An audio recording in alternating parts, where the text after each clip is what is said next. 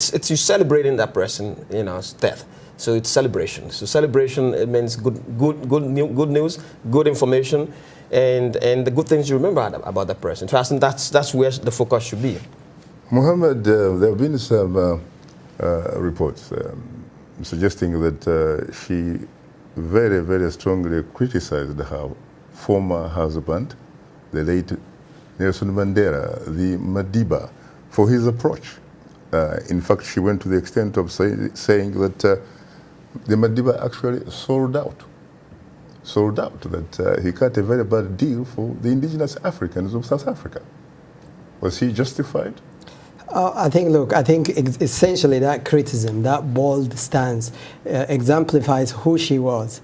She was not a kind of person who would simply just get in line. She was independent in her thoughts and then also in her courage. And she clearly had a different vision for post-apartheid South Africa than Mandela and some of the people in her party. And I think some of the things that she was saying in terms of economic liberation of South African, black South Africans in this case, if you look at the history of African National Congress post-apartheid, you could say that there have been political freedom in a sense that South Africa is relatively more free in open society.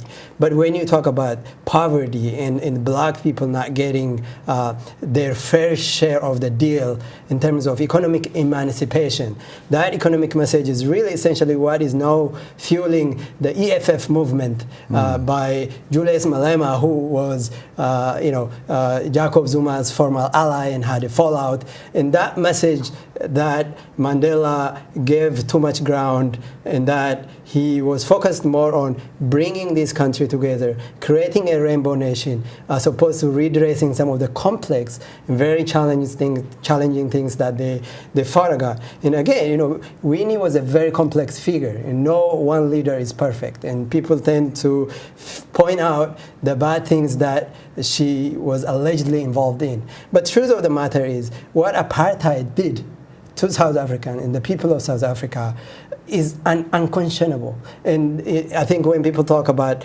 some of these allegations, they have to keep in mind that they were up against a system that was in place essentially to keep the people of South Africa, especially black South Africans in this case, repressed and be governed by a white minority. Would you agree that apartheid was a system like Jim Crow that was in fact to a large extent dehumanizing?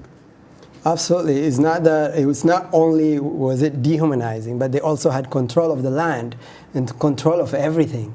And these were indigenous lands, and the people who were on this land, and these are other people coming out from outside of the country, taking over, setting a system in place that not only dehumanized them, but they essentially was meant to cleanse them and keep them relegated to the periphery. So absolutely, I think it's a fair analogy.